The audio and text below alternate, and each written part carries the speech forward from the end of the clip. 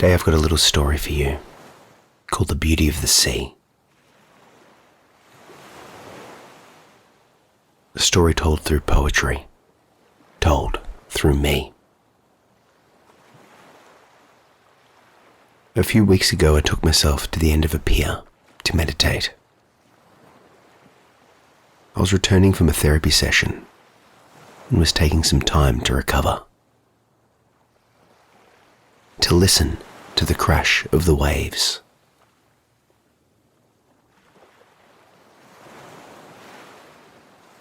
To feel the wind and the taste of the salt from the water's spray.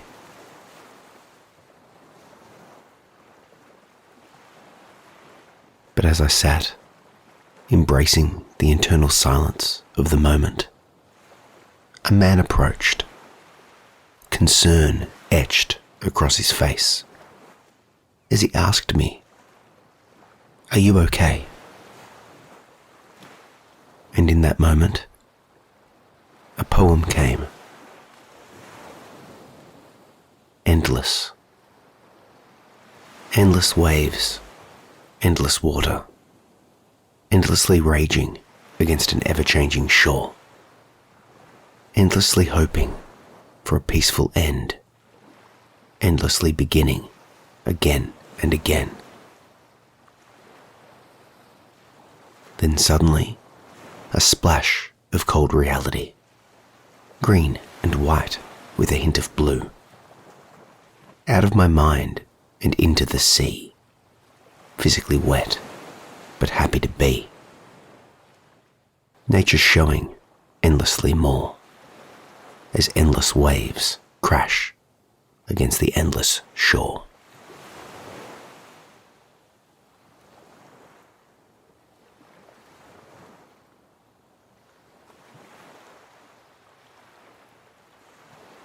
The truth is, that day I was okay, but I haven't always been. And I'd like to share some of that journey with you. For most of my life, I've felt like there is a hole where my hole should be.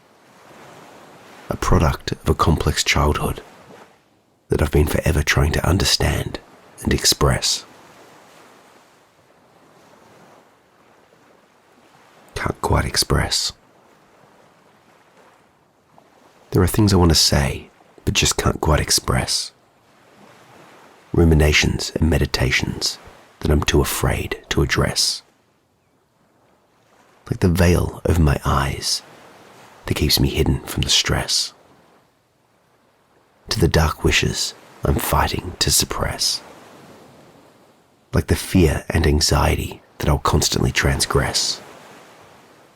To the past expressions that I'm never going to confess. Like how everything I do causes me nothing but duress. To the unwavering ache and torment that's causing me to regress. I must profess, I desire to express my stress, confess to address this abscess, to obsess on happiness, to aim for excess, and to stop living like such a mess. Yes, I want to make progress, but there are just some things I can't quite express.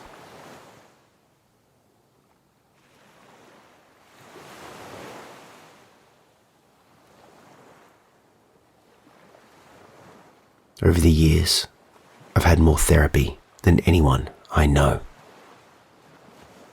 CBT, DBT, EMDR, TMS. Swallowing all of the acronyms along with the medications that did the exact opposite of help. I float. The vastness of the ocean has been replaced by the safety of the kiddie pool. I float under a lifeguard's watchful gaze, passively accepting the artificiality of my confines, only vaguely aware of a time not long ago when I could look upon the horizon and feel the sun upon my skin, Memories of riding atop the waves, both terrified and exhilarated by nature's limitless beauty, have been replaced by the scent of chlorine penetrating my nose and irritating my eyes. But I don't care. I'm lulled by the warmth of the water and comforted by the knowledge that soon I will forget the taste of salt water and the thrill of that first plunge into the depth of the ocean's infinite embrace.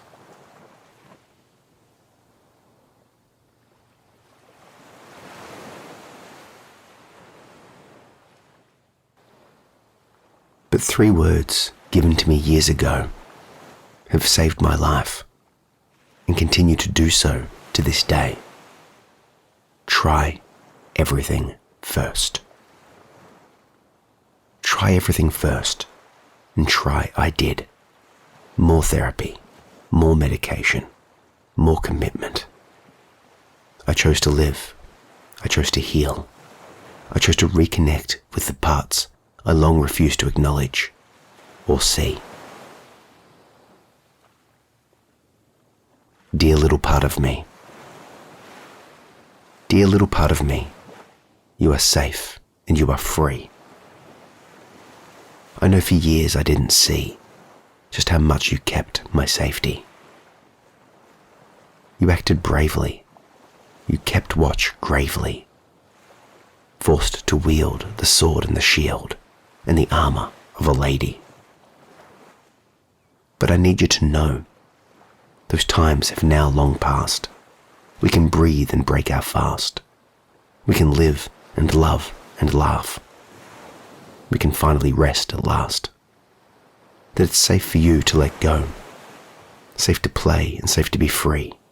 It's safe for you to be you and me to be me. I know for years I didn't see what you did for us, what you did for me. But I do now, so you can release.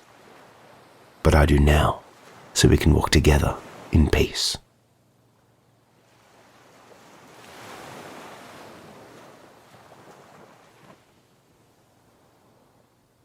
I found myself thinking back to that man on the pier, wishing he'd asked me the question, "Are you okay?" years ago, back when I needed it most. Who knows what pain I could have been spared and what beauty I've missed. I'm grateful for that man upon the pier, grateful for his kindness, for his bravery, and for his example.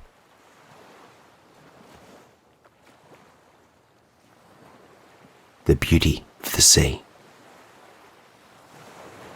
I closed my eyes to the beauty of the sea, shielding the fragile part of my soul that still believed in the childish notion of an untainted moment.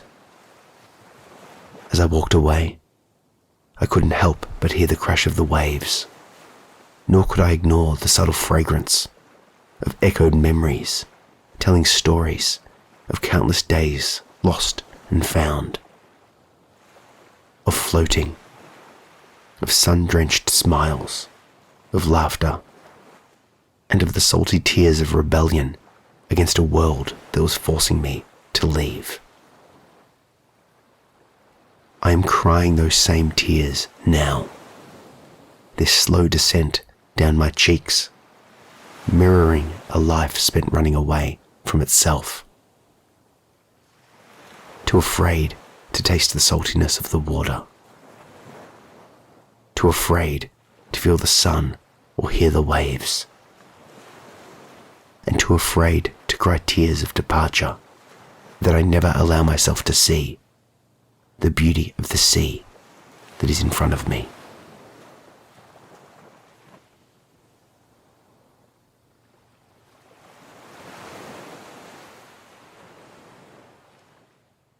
May you and I both never fail to see the beauty of the sea.